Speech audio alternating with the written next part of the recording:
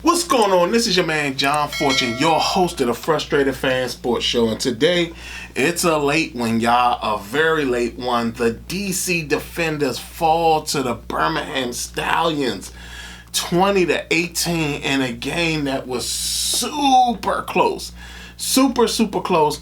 I thought we were going to have another Defenders come from behind win, but Reggie Barlow, who rarely makes mistakes, who rarely sits up there and plays safe, played the game, the ending of the game, way too safe. Instead of going for it on 4th and 1, he goes to kick the field goal, gives the Birmingham Stallions the ball back, and they march themselves down the field, kick the field goal, 4 seconds left on the clock. Then they kick the ball off. Chris Harris gets the ball, runs the last 4 seconds out. Oh man, I mean, the first problem we had was that we had that super long rain delay. It was lightning and stuff like that, so they had to wait for a while. I think it was like an hour or so, because I know the Brahams game was pretty much almost over with, but. Yeah, the DC Defenders, they fall, and it's like, man, that was a hard one, because that right there was a game that I knew for a fact they were going to come back and win, and that they had everything available for them to win. Still the same problem with the Defenders. They have no running game, man. And I'm starting to feel that they should see if Chris Rowland can be the running back / use him like Christian McCaffrey to some manner. Now, I don't know if he's big enough or strong enough to take that type of pounding, but I mean, why not try? Let's just try. 3rd down, put Chris Rowland in there in the backfield and see what you can do with him. Because I really think that he's a guy that you can get a lot of plays out of. And because he seems to be so good, especially catching out of the backfield, I don't see why you don't give him the ball a little bit more, because currently right now, I mean, Harris is not a great running back, and to me, it seems like every time they get in the ball, it's like he doesn't have it when it comes to that. So, I mean, we're missing Abram Smith a whole hell of a lot this season. And I tell you, our running game is practically non-existent. I mean, I'm seeing Fred Kice try some different things to help in the running game and things like that. We're seeing Tamu run a little bit more than normal, which is something that we really have to scale back on, because we don't want him to get injured this early on, especially for a guy like him who already knows this offense pretty well. So, again, man, we gotta find a running back. White did a fairly good job in this game. He really did. He did a fairly good job in this game, but to me, he doesn't, I'm not certain if he's fast enough to get around the corner or if he's quick enough to get through the hole and burst through. But he did have some pretty solid plays. But I really do feel that they should probably try Chris Rowland back there, because I do feel he does give kind of like a Christian McCaffrey type of style to Fred Kice's offense. And not only that, I think it will make teams a little more honest when it comes to dealing with the Defenders, because right now, because the running game is not there, a lot of their secondary players are actually playing in coverage, which is sitting up there making it more difficult for Tiamu to find open guys. But at the same time, there's a lot of guys that are open, and Tiamu is kind of slightly overthrowing him. He had a big play where along the sideline where all he had to do was just put some touch on the ball, and you're talking about that could have been a touchdown. You also had you had players dropping the ball. Vincent Smith dropped the ball, I think, about 3 times. You had Alex Ellis drop the ball. So it's not one of those things where guys are all just dropping balls and they're not catching anything or anything of that such nature. They're just sitting up there not catching the ball.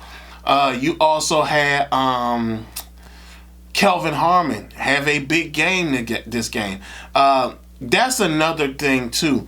I think that at this point there needs to be a situation where Tiamu and Fred Kite starts relying on maybe 1-2 receivers down the stretch, and so they can actually sit up there and get them first downs and everything. Like I said, Kelvin Harmon, he had a big game today, and he was there to make plays. So it was really good to see Kelvin Harmon getting his just due finally, because he's been a guy that's been waiting around to really play.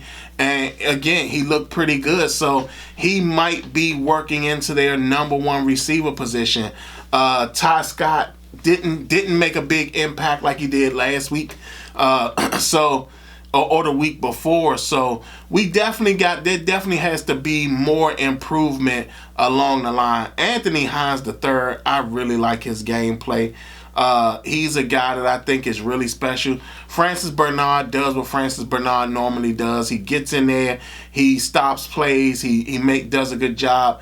Mike Joe missed a key interception that could have closed out the game, but again, knocked it away. You can't blame him for it all. So that's one of those things where, man, it's just Jesus, man. Like, I keep going back to that 4th and 1. Reggie Barlow never, like, it's very rare that you see Reggie Barlow play it too safe, or it's very rare that you see Reggie Barlow not go for it on 4th and 1. I mean, now the 2-point conversions, they're not getting those that often, but 4th and 1, especially when you're talking about a very close game, like they could have did a slant, or hell, Tamu could have just sat up there and ran for the first down. But dang, I mean, that right there was the nail in the coffin when Reggie Barlow didn't go for it on 4th and 1 in a game. To understand the game, the score was only 18-17. Like, it wasn't like a huge lead.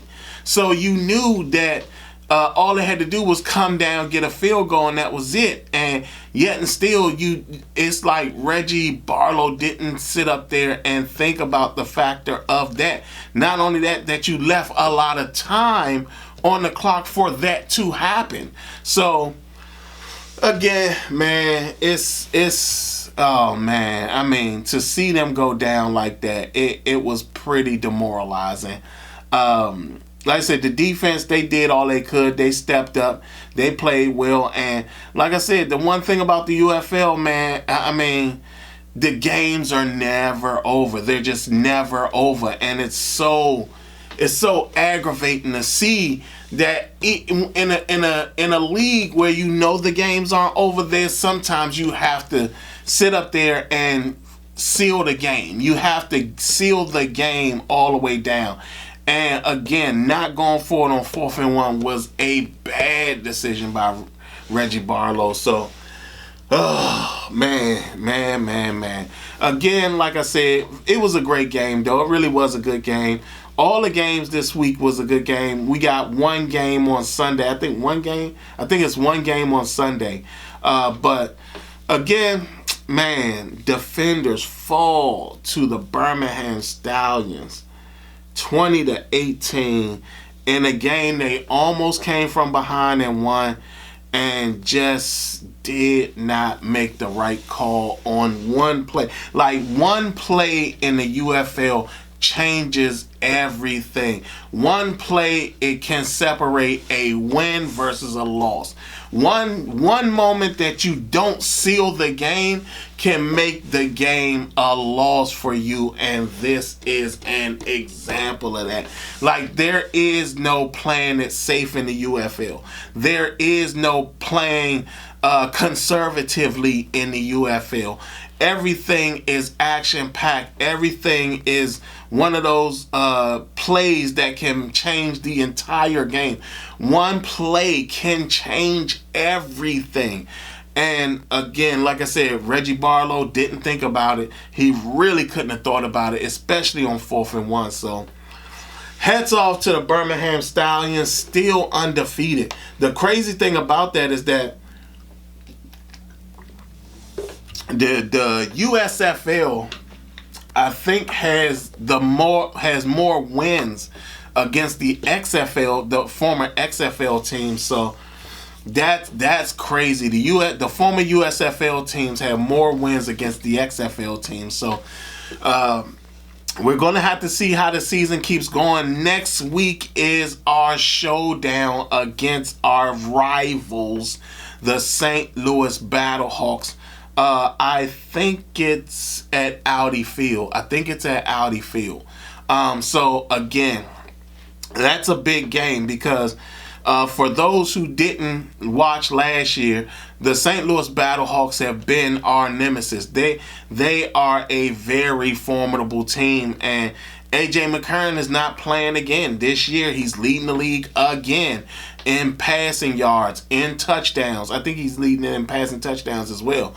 But, I mean, again, A.J. McCarron is on a tear this year, and he's playing very well. The Battlehawks also have, I think they have the leading tackler as well with Will Harvey. I think that he's the leading tackler this year. So, man, it's something. So, again, like I said, defenders fall to the Birmingham Stallions 20-18 in a game they had in hand only if Reggie Barlow went for it on 4th and 1. But he didn't, and we lost. So, y'all tell me what y'all think. For all of you who are fans of the UFL, for all of y'all who are fans of the Defenders, how did you feel about what happened in this game? Were you able to stay up for the game because there was a very long weather delay, and the game I think the game was over at maybe 11:30 or something like that. 11:20 something, but it was over late. So how many of y'all were able to stay up and watch the game? Y'all tell me what y'all think. What improvements can the Defenders make to be an even stronger team? Y'all tell me what y'all think. 2-2 on the season. This has been your man John Fortune, and this has been the Frustrated Fan Sports Show.